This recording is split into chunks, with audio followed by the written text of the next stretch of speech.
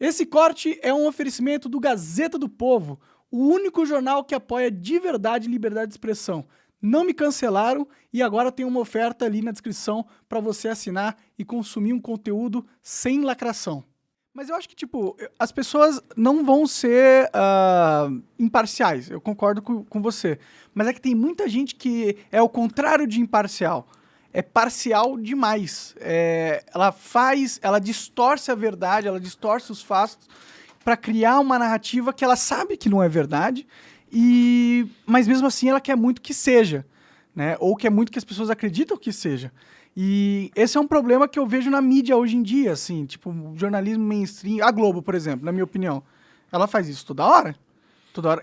Eu sei disso, eu já sabia disso antes, mas eu sei disso mais agora porque eu já sofri na pele. Tipo, eu falei uma coisa, foi publicada na mídia nacional como se eu fosse nazista. Que não foi o que eu falei, eu não estava defendendo o nazismo. Mas foi isso que aconteceu.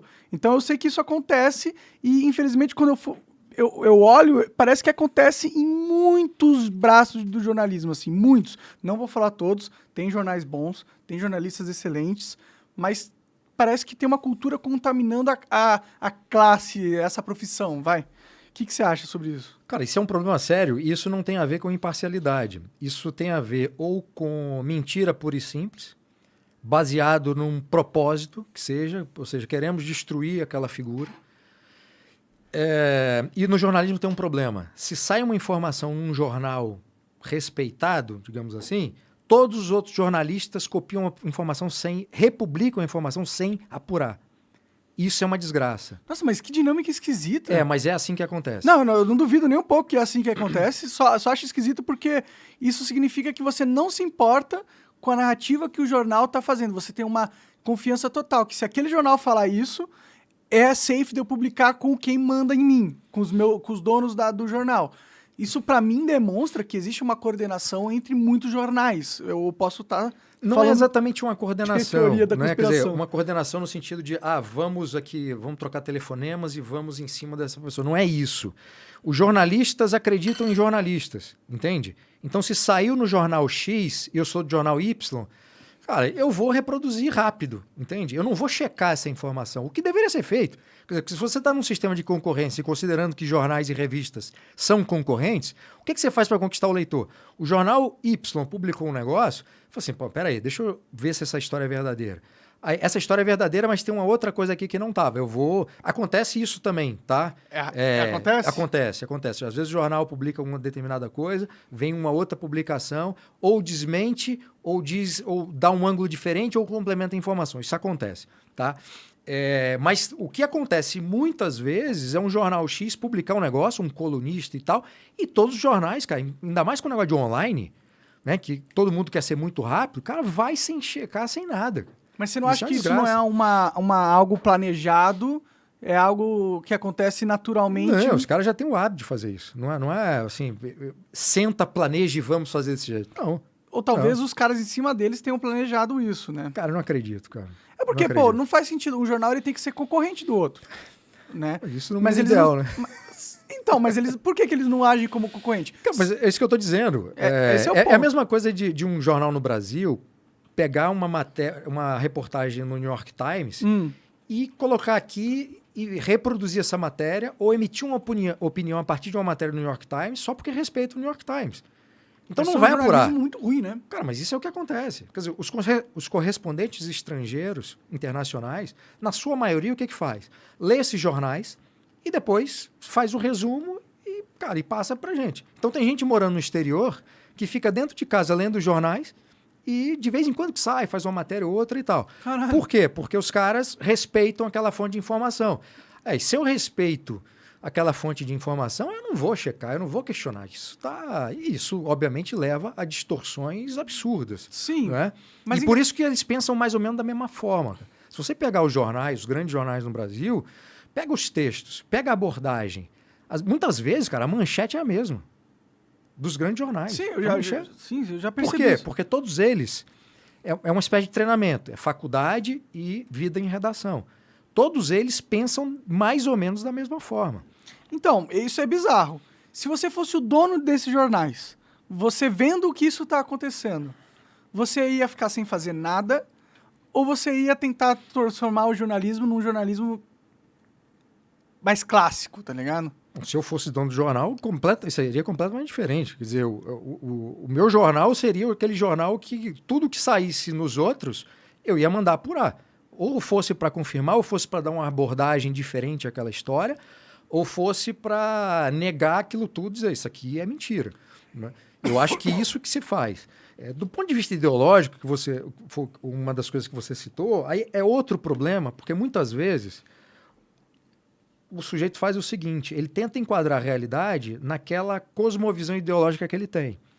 Então, uma sociedade deixa de ser uma interação entre indivíduos, com todas as nuances, complexidades, para virar um material para ser enquadrado numa ideologia que diz que os acontecimentos acontecem dessa maneira. Então, no fundo, você não está olhando a realidade para tentar entendê-la e, a partir daí, fazer uma reflexão sobre o que está acontecendo. Você pega o que acontece, ou partes do que acontece, e enquadra dentro de uma categoria ideológica. Né? E aí, isso ou conduz a uma conclusão completamente distorcida da realidade, ou, de forma deliberada, às vezes, mentirosa da própria realidade. Sim, porque é impossível existir uma ideologia que já preveu tudo que vai acontecer e pode explicar tudo que está acontecendo. É só impossível. É até impossível para qualquer pessoa que está viva ter esse compreendimento de tudo que está acontecendo e poder explicar tudo que está acontecendo. Acho que ninguém é capaz de fazer isso, né? E esse é o problema. A mídia, às vezes, se põe nesse papel, que é um papel inalcançável, mas eles se colocam... E aí eu fico perguntando para mim mesmo, eu entendo que pode ser espontâneo, eu entendo que tem muita gente que tá nesse jogo, mas nem sabe que estava nesse jogo, nem sabe o porquê tá nesse jogo, mas está cumprindo esse papel que a gente está vendo de cancelamento, ideologização do debate pobre, não é? Sobre o debate que aconteceu. Foi legal de assistir? Foi, porque é legal... O presidencial, você está falando? Isso. É legal porque é uma dinâmica legal. E você pega pessoas que são famosas e coloca meio que num ringue. É divertido por si só. Mas se você pensar no conteúdo que estava ali sendo discutido, é um conteúdo plenamente raso. Você tem o Bolsonaro preocupado pra caralho só com... Preciso falar que eu sou a favor das mulheres. Você tem o Lula preocupado em mentir pra caralho pra esconder que ele deu o maior golpe no Brasil que qualquer político já tenha dado um golpe financeiro, né? Não um golpe de Estado. E aí você tem as outras, todo mundo querendo aparecer, querendo lacrar pro outro. Você não tem uma discussão sobre qual que é o futuro da nação, quais são os piores problemas mesmos, o que está acontecendo na sociedade civil, o que está acontecendo na mídia. Isso é positivo para o brasileiro? Como que a gente pode resolver? Esse tipo de coisa não se debate, não se discute. E eu não consigo não acreditar que isso tudo é feito de caso pensado. Não é feito por acaso. Ah, não, por acaso o sistema produziu esse resultado. Eu não acredito nisso. Eu acredito que o sistema produz resultados inesperados, mas também produz resultados esperados. Certas coisas que a gente vê na nossa sociedade hoje são resultados esperados, programados, por uma elite intelectual e oligárquica, financeira. Tem uma galera, tem os amigos do rei, tem os caras que hoje tem um grupo que é o grupo mais poderoso do país. Isso existe. E a gente, às vezes, é manipulado pela mídia porque eu acredito que elas pertencem a esse grupo.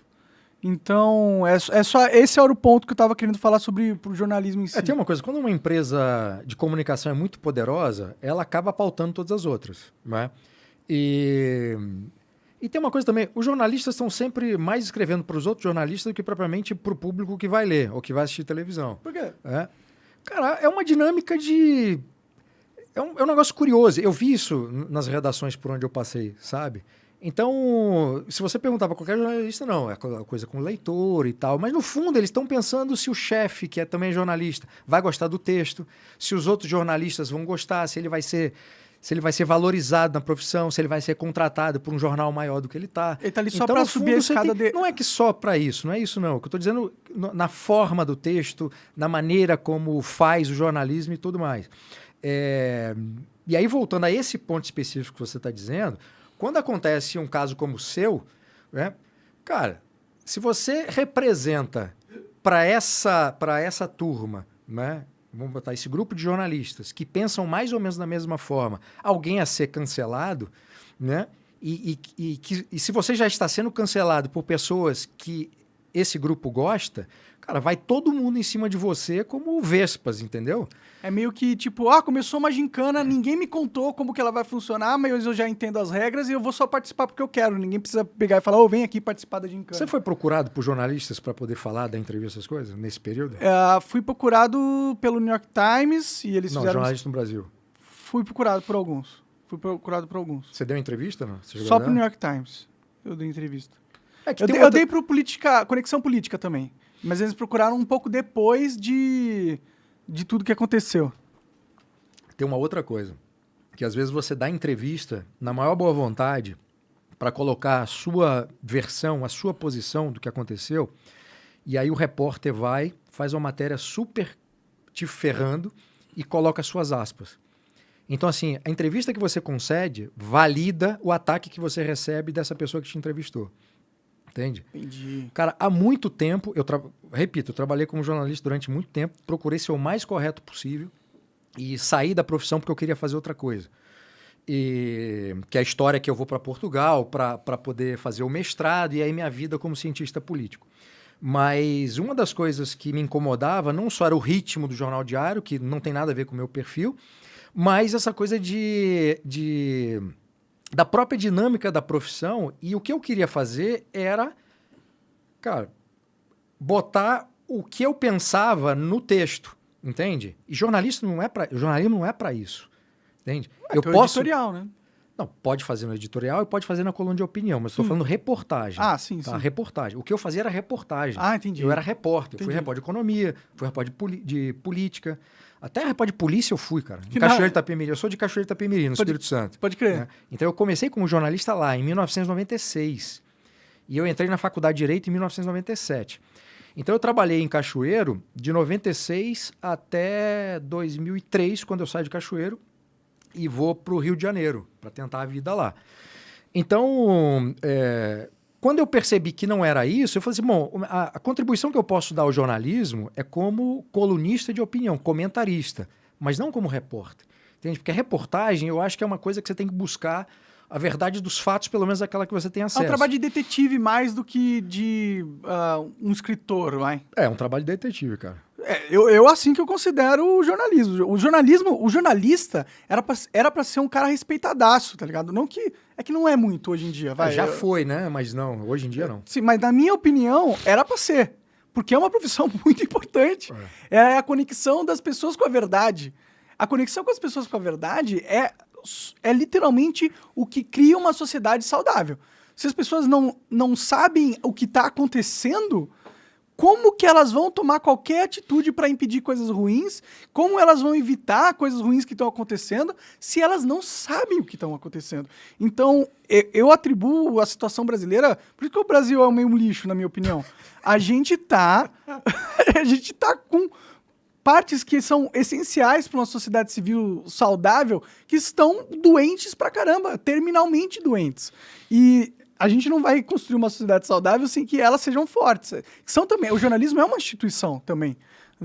Não é uma instituição do Estado, mas é uma instituição da sociedade. Sim, é uma instituição privada importantíssima. Sim. Cara, o ofício do jornalismo é das coisas mais bonitas que existem, mais necessárias. Quando eu comecei no jornalismo, cara, tinha muita gente que eu respeitava imensamente, que eu deixei de respeitar ao longo do tempo, gente que está viva. Gente que, em 1996, eu falei, eu queria ser essa pessoa. Eu queria escrever para tal veículo. Né? Mas o que aconteceu? Elas deixaram de ser respeitosas com a profissão delas ou você deixou de respeitar a profissão em si, em geral? Aconteceram duas... Não, a profissão continua respeitando. Em relação a essas pessoas especificamente, que eram referências para mim, aconteceram duas coisas.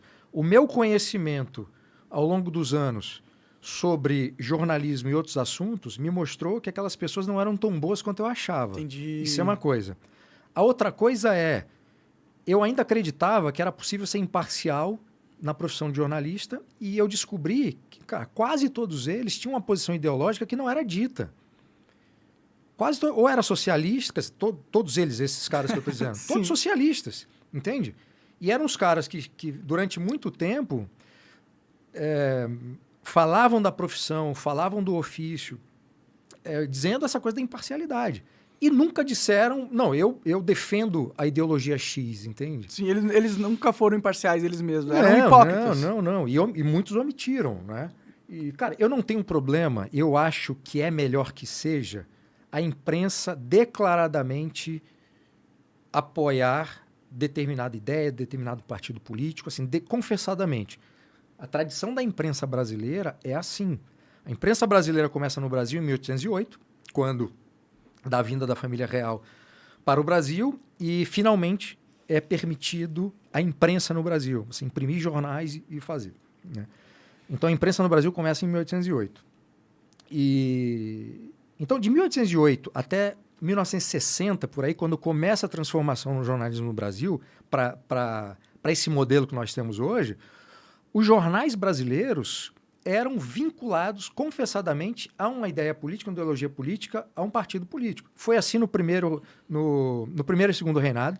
Então você tinha um jornal que apoiava a monarquia, você tinha um jornal que apoiava o Partido Conservador, um jornal que apoiava o Partido Liberal, um jornal que apoiava o Partido Republicano ou o republicanismo como ideia, que não tinha relevância nenhuma. Nunca teve. Os republicanos, durante o primeiro e segundo reinado, não tinham relevância política. E por essa razão até promoveram o golpe de Estado para que pudessem ter o protagonismo que nunca tiveram. Então, portanto, o leitor, isso se manteve durante a República, tá? Então, se você pega um dos grandes jornalistas, ou um dos mais conhecidos jornalistas, que também era político, Carlos Lacerda, dono da Tribuna da Imprensa, o grande inimigo de Getúlio Vargas. Então, ele batia no Vargas e o jornal, quem comprava a Tribuna da Imprensa, comprava porque era o Carlos Lacerda. Comprava porque sabia que o jornal politicamente estava posicionado daquela maneira. Uhum. Assim como quem comprava A Última Hora, do Samuel Weiner, que apoiava o Getúlio Vargas, comprava porque era um jornal mais à esquerda. Eu não gosto de usar esse termo à esquerda, mas era um jornal mais à esquerda que apoiava o Getúlio Vargas. Entende? Então, ninguém era enganado. O leitor comprava na banca de jornal o jornal porque sabia qual era a posição daquele jornal. Eles deixavam claro. Claríssimo. Nós apoiamos esse candidato e agora ou um candidato, ou um projeto político, ou uma ideologia política. E rolava mentiras dentro desse sempre rola, é impossível não rolar, né, cara? Entendi. Quer dizer, qual é a dimensão disso? Não sei, mas... qual a porcentagem das mentiras, né? Isso eu nunca procurei um estudo para saber disso, mas, cara, é impossível não ter mentira. Concordo, Mas se a gente vai se preocupar ou não, é pensar na porcentagem. E tinha uma linguagem muito violenta, tá? Tanto a imprensa do Império quanto essa imprensa depois. Você pega as colunas de opinião do Carlos Lacerda contra Getúlio, quer dizer, era um negócio violentíssimo, de ataques pessoais, além dos ataques políticos. Mas eles pediam para a violência? Pediam assim, tipo, vai lá e bate nesse cara? Não, isso não. Entendi. Era coisa do canalha... sabe, essas coisas... Eu acho isso da hora, eu acho justo. Não tem problema, eu tô dizendo só como era a tradição. Não, sei que você não tá falando, só eu tô falando minha opinião. Não, eu acho que não teve. O pessoal fala até que o Bolsonaro é a figura mais atacada da história política do Brasil. Eu discordo. A personagem política mais atacada da história do Brasil chama-se Dom Pedro II. Não teve ninguém que foi mais atacado pela imprensa ou republicana, a imprensa liberal, do que o Dom Pedro II. Pode crer. Muito atacado. Charges, artigos, muito, cara. Então você tem vários estudos acadêmicos, inclusive, mostrando a posição desses jornais de atacar o Dom Pedro II. As biografias que existem disponíveis sobre o Dom Pedro II, algumas delas contam essa história. Entendi. Entende? Então, assim, tem muita coisa que não é nova no Brasil. Como a gente não tem memória histórica, o pessoal começa a achar, descobri isso hoje. Então, isso é novo, nunca aconteceu. Esse debate violento na política, inclusive com porrada na rua, assassinato, essas coisas, isso faz parte da história, infelizmente, da história política do Brasil, cara. De todos os países, eu acho, né? O pai do Fernando Collor de Mello, numa discussão no Congresso Nacional, foi atirar no desafeto dele, né, os dois armados, e acertou um outro, pobre coitado, que matou o cara. E nada aconteceu com ele. Como que é possível uma coisa dessa, cara? Meu amigo. é meio bizarro, né? Collor não tá solto? Tá solto. O Lula tá solto também. Você acaba de assistir um corte do Monarch Talks. Agradeço demais, mas se você quiser ver o vídeo na íntegra e acompanhar ao vivo todas as transmissões, você tem que ir lá no rumble.com/monarch para não perder nada. Segue a gente lá.